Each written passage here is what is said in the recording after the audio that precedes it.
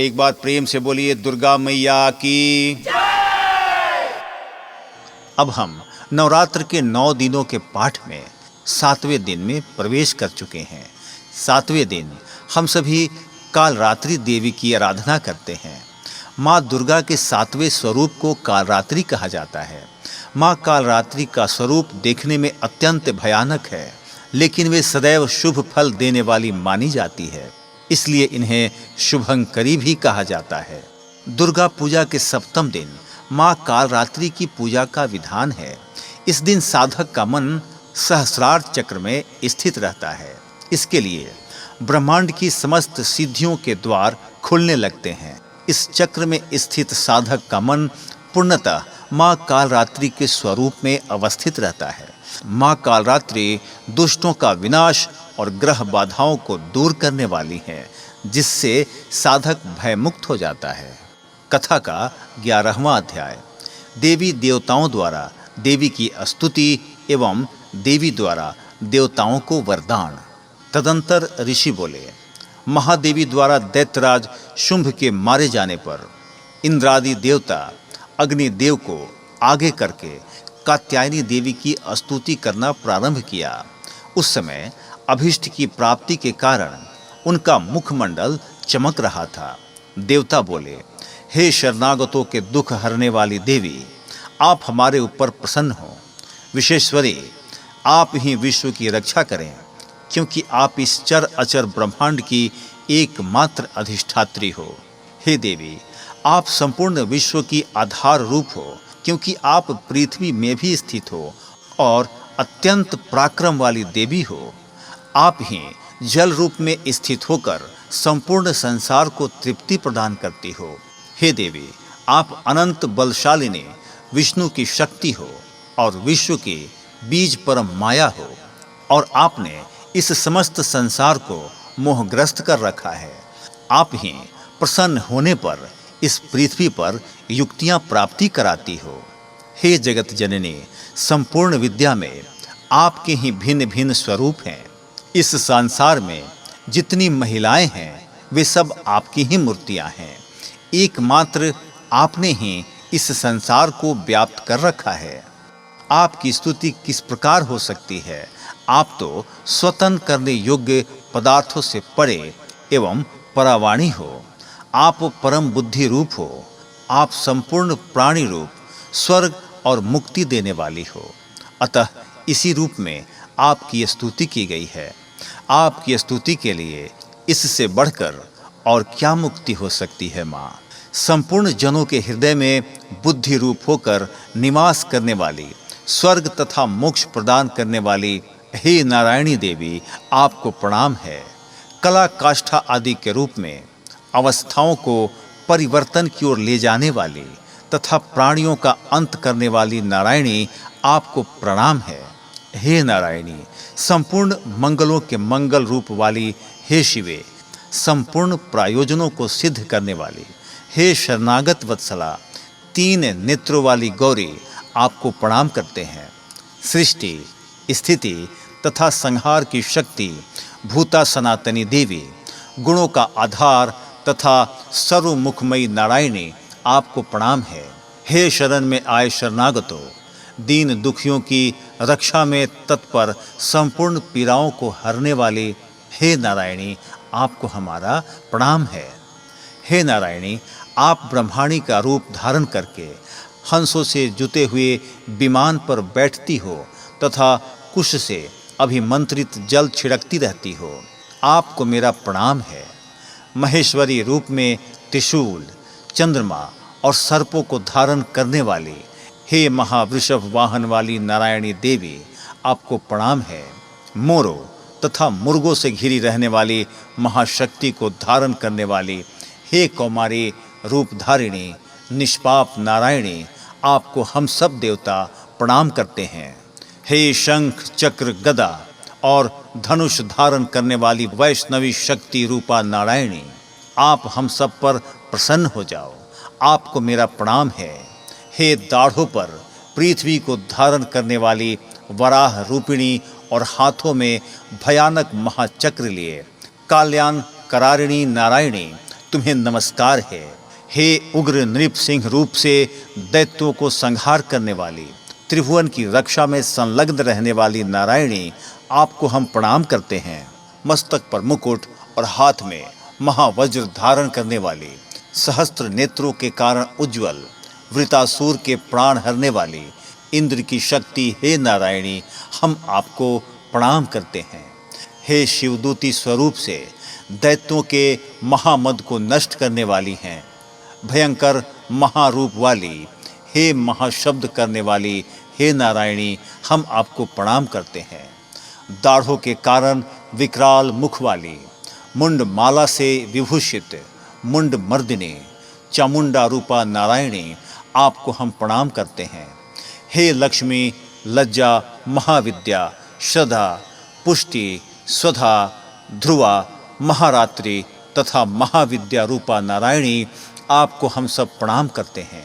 हे मेधा, सरस्वती, सर्वोत्कृष्ट ऐश्वर्य रूपिणी, पार्वती, महाकाली, नियता, संयम परायणी तथा ईश रूपिणी नारायणी, हम आपको प्रणाम करते हैं। हे सर्वस्वरूप सर्वेश्वरी, सर्वशक्ति युक्त देवी, हमारी भय से रक्षा करो, आपको हम प्रणाम करते हैं। हे कात्यायनी, तीनों नेत्रों से विभूषित आपका सौम्य मुखमंडल सब तरह तरह के डरों से हमारी रक्षा करे, आपको मेरा प्रणाम है। हे भद्रकाली, ज्वालाओं के समान भयंकर, अति उग्र एवं संपूर्ण असुरों को नष्ट करने वाला तुम्हारा त्रिशूल हमें भय से बचावे, आपको प्रणाम है। हे देवी, जिसकी ध्वनि संपूर्ण विश्व में व्याप्त होकर दैत्यों के तेज को नष्ट करता है, वह आपका घंटा इस प्रकार हमारी रक्षा करे जैसे माता अपनी संतान की रक्षा करती हैं, आपको प्रणाम है। हे चंडिके, असुरों के रक्त और चर्बी से रंजित जो आपकी तलवार है, वह हमारा मंगल करे, हम आपको नमस्कार करते हैं। हे देवी, जब आप प्रसन्न होती हो तो संपूर्ण रोगों को नष्ट कर देती हो, और जब रुष्ट हो जाती हो तो संपूर्ण वांछित कामनाओं को नष्ट कर देती हो, और जो प्राणी शरण में रहते हैं उन पर कभी विपत्ति नहीं आती, बल्कि तुम्हारी शरण में आए हुए मनुष्य दूसरों को आश्रय देने योग्य हो जाते हैं। अनेक रूपों से, बहुत प्रकार के स्वरूपों को धारण करके इन धर्मद्रोही असुरों का आपने कई बार संहार किया है, वह तुम्हारे सिवा और कौन कर सकता था। चतुर्दश विधाएं, षट शास्त्र और चारों वेद तुम्हारे ही प्रकाश से प्रकाशित हैं, इनमें आपका ही वर्णन है, तथा आपको छोड़कर दूसरी कौन सी शक्ति है अज्ञान में घोर अंधकार से परिपूर्ण ममता रूपी गढ़ में निरंतर भटका रही है।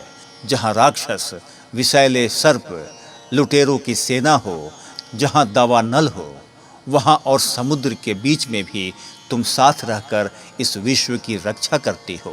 हे विश्वेश्वरी, तुम विश्व का पालन करने वाली विश्वरूपा हो, इसलिए संपूर्ण संसार को धारण करती हो, इसलिए ब्रह्मा विष्णु महेश की भी वंदनीय हो।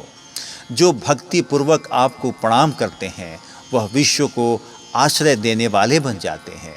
हे देवी, आप प्रसन्न हो और असुरों को मारकर जिस प्रकार आपने हमारी रक्षा की है, ऐसी ही हमारे शत्रुओं से सदा हमारी रक्षा करती रहो। संपूर्ण संसार के पाप नष्ट कर दो और उत्पाद एवं पापों तथा उनके फलस्वरूप होने वाली महामारी आदि बड़े बड़े उपद्रवों को शीघ्र ही दूर कर दो। विश्व की पीड़ा हरने वाली देवी, शरण में पड़े हुए मनुष्यों पर प्रसन्न हो जाओ। त्रिलोक निवासियों को पूजनीय परमेश्वरी, हम लोगों को वरदान दो। देवी ने प्रसन्न होकर देवताओं से कहा, मैं तुम्हें वरदान देना चाहती हूँ, आपकी जो इच्छा हो वह वर मांग लो। विश्व के उपकार हेतु मैं उसे तुम्हें अवश्य दूंगी। देवताओं ने कहा, हे सर्वेश्वरी, त्रिलोकी की निवासियों की समस्त पीड़ाओं को तुम इसी प्रकार हरती रहो और हमारे शत्रुओं को इसी प्रकार नष्ट करती रहो। देवी ने कहा, वैवस्वत मनवंतरा के 28वें युग में 2 और महाअसुर शुंभ और निशुंभ पैदा होंगे। नंदगोप के घर में यशोदा के गर्भ में उत्पन्न होकर विंध्याचल पर्वत पर शुंभ और निशुंभ का वध करूंगी। फिर अत्यंत भयंकर रूप से पृथ्वी पर अवतार लेकर वैप्रचिति नामक दानवों का विनाश करूंगी। इन भयंकर महाअसुरों को भक्षण करते समय मेरे दांत अनार के पुष्प के समान लाल होंगे। इसके बाद में देवता स्वर्ग में और मनुष्य पृथ्वी पर मेरी स्तुति करते हुए मुझे रक्त दंतिका कहेंगे। इसके बाद जब 100 वर्षों तक वर्षा नहीं होगी और पानी का अभाव हो जाएगा तो मैं ऋषियों की स्तुति करने पर अयोनिजा रूप में प्रकट होंगी। तब अपने 100 नेत्रों से ऋषियों को देख सकूंगी। तब मनुष्य साताक्षी नाम से मेरा कीर्तन करेंगे। उसी समय मैं अपने शरीर से उत्पन्न हुए प्राणों की रक्षा करने वाले शाकों द्वारा सब प्राणियों का पालन करूंगी और जब तक वर्षा नहीं होगी तब तक वे शाक ही सबके प्राणों की रक्षा करेंगे। तब इस पृथ्वी पर शाकुंभरी के नाम से विख्यात होंगे और इसी अवतार में दुर्गम का वध करने के कारण मेरा नाम दुर्गा देवी प्रसिद्ध होगा। फिर मैं भयानक रूप धारण कर हिमालय निवासी ऋषियों महर्षियों की रक्षा करूंगी। उस समय मैं असुरों का भक्षण करूंगी। मुनिगण नम्रता के साथ मेरी प्रार्थना करेंगे। इस प्रकार भविष्य में मेरा नाम भीमा देवी प्रसिद्ध होगा। जिस समय अरुण नामक असुर त्रिलोक में भयंकर उपद्रव करेगा उस समय मैं असंख्य भौरों का रूप धारण कर त्रिलोकी के हित के लिए महाअसुर अरुण का वध करूंगी। तब संसार में मेरा नाम भ्रामरी प्रसिद्ध होगा। इस प्रकार जब जब विश्व में दानवों का उत्पात बढ़ेगा मैं उस समय अवतार लेकर असुरों का संहार करूंगी। 11वां अध्याय समाप्त हुआ।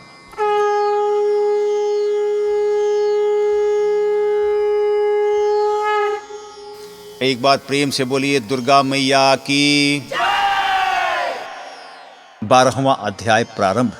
देवी चरित्रों के पाठ का महात्म्य। देवी बोली, हे देवताओं, जो पुरुष इन स्तोत्रों के साथ एकाग्रचित होकर मेरी स्तुति करेगा उसके संपूर्ण कष्टों को निस्संदेह दूर करूंगी। मधु कैटभ के विनाश, महिषासुर के वध और शुंभ निशुंभ के वध की जो मनुष्य कथा कहेगा, मेरे महात्म्य को अष्टमी, चतुर्दशी एवं नवमी के दिन जो मनुष्य एकाग्रचित होकर भक्ति पूर्वक सुनेगा उनको कभी कोई अनिष्ट स्पर्श नहीं कर सकेगा, पाप नहीं रहेगा। पाप से उत्पन्न हुई विपत्ति आपको हानि नहीं पहुंचा सकेगी। उनके घर में कभी गरीबी नहीं रहेगी और न कभी उनको अपने प्रियजनों का विशोह होगा। इतना ही नहीं, उन्हें शत्रुओं से, लुटेरों से, राजा से, शस्त्र से, अग्नि तथा जल से कभी भय नहीं रहेगा। इसलिए प्रत्येक मनुष्य को भक्ति पूर्वक मेरे इस कल्याणकारक महात्म्य को सदैव पढ़ना और सुनना चाहिए। यह परम कल्याणकारक है। मेरा यह महात्म्य महामारी से उत्पन्न हुए संपूर्ण उपद्रवों को एवं आध्यात्मिक आदि तीनों प्रकार के उत्पातों को शांत कर देगा। जिस दिन मंदिर या जिस स्थान पर मेरा यह स्तोत्र विधि पूर्वक पढ़ा जाता है उस स्थान का मैं कभी त्याग नहीं करती और वहाँ सदा मेरा निवास रहता है। बलिदान, पूजा, होम तथा महोत्सवों में मेरा यह चरित्र उच्चारण करना तथा सुनाना चाहिए। बलिदान, पूजा, हवन मनुष्य चाहे जानकर या अनजाने करे, मैं उसे तुरंत ग्रहण कर लेती हूँ।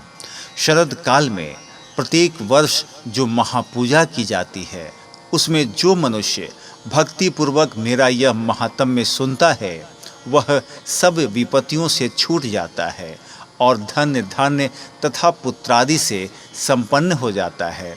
इसमें तनिक भी संदेह नहीं है। मेरे इस महात्म्य व प्रादुर्भाव की सुंदर कथाओं इत्यादि तथा युद्ध में किए गए पराक्रम को सुनकर मनुष्य निडर हो जाता है, शत्रु नष्ट हो जाते हैं तथा उसका कल्याण होता है। उसका वंश कल्याण के मार्ग पर चलता है और जो मेरे महात्म्य को सुनता है बुरे स्वप्न दिखाई देने पर अग्रजनित भयंकर पीड़ा उपस्थित होने पर मेरा महात्म्य श्रवण करने से छुटकारा मिल जाता है। सब कष्ट शांत हो जाते हैं तथा बुरे स्वप्न दिखाई देने बंद हो जाते हैं और दुख इत्यादि सब मिट जाते हैं। बाल गृहों से ग्रसित बालकों के लिए यह मेरा महात्म्य परम शांति को देने वाला है। मनुष्यों में फूट पड़ने पर यह भली भांति मित्रता करवाने वाला है। यह महात्म्य समस्त दुराचारियों के बल का नाश करने वाला है। इसके पाठ मात्र से राक्षसों, भूतों और पिशाचों का नाश हो जाता है। पशु, पुष्प, अर्घ्य, धूप, दीपक इत्यादि सामग्रियों द्वारा पूजन करने पर मेरा यह महात्म्य मनुष्यों को मेरी जैसी सामर्थ्य की प्राप्ति करवाने वाला है। ब्राह्मणों को भोजन कराकर, हवन करके, प्रतिदिन अभिषेक करके, नाना प्रकार के भोगों को अर्पण करके और प्रतिवर्ष दान इत्यादि करके जो मेरी आराधना करते हैं, उससे मैं जैसी प्रसन्न होती हूँ वैसे ही प्रसन्न मैं उस चरित्र के सुनने वालों से होती हूँ। यह महात्म्य श्रवण करने पर पापों को हर लेता है तथा आरोग्य प्रदान करता है। मेरा प्रादुर्भाव का कीर्तन दुष्ट प्राणियों से रक्षा करने वाला है। युद्ध में दुष्ट दैत्यों का संहार करने वाला है। इसके सुनने से मनुष्यों को शत्रुओं का भय नहीं रहता। हे देवताओं, तुमने और ब्रह्म ऋषियों और ब्रह्मा जी ने जो स्तुति की है वह मनुष्यों को कल्याणमयी बुद्धि प्रदान करने वाली है। वन में, सुनसान मार्ग में या दवानल से घिरे हो जाने पर, जंगल में सिंहों से, व्याघ्र से या जंगली हाथियों द्वारा पीछा किए जाने पर, राजा के क्रोध करने पर मारे जाने के भय से या समुद्र में तूफान आने से नाव के डगमगाने पर, भयंकर युद्ध में फंसा होने पर, किसी भी प्रकार की पीड़ा से पीड़ित घोर बाधाओं से दुखी हुआ मनुष्य, मेरे इस चरित्र को स्मरण करने वाला मनुष्य छुटकारा पा जाता है। शेर आदि हिंसक पशु, डाकू तथा शत्रु मेरे चरित्र को स्मरण करने वाले मनुष्य से दूर भाग जाते हैं। महर्षि बोले, प्रचंड पराक्रम वाली भगवती चंडिका इस प्रकार कहने के पश्चात अंतर्ध्यान हो गई। संपूर्ण देवता पहले की तरह अपने अपने यज्ञ के भागों को प्राप्त करने लगे। अब मैं, हे राजन, दैत्यों का हाल सुनाता हूँ। शुंभ युद्ध में मारा गया तथा उसका पराक्रमी भाई निशुंभ के मारे जाने पर शेष दैत्य पाताल लोक भाग गए। हे राजन, इस प्रकार भगवती अंबिका नित्य होती हुई भी बार बार प्रकट होकर इस जगत का पालन करती हैं। वे ही इसको मोहित करती हैं, जन्म देती हैं और प्रार्थना करने पर समृद्धि प्रदान करती हैं।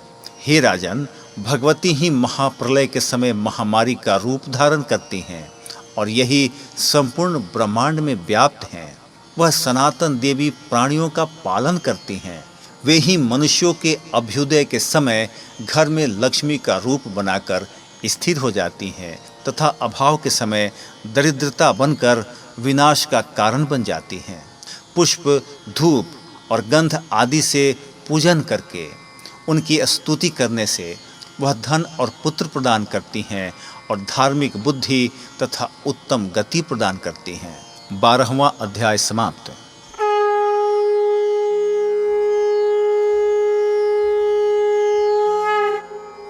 एक बार प्रेम से बोलिए दुर्गा मैया की।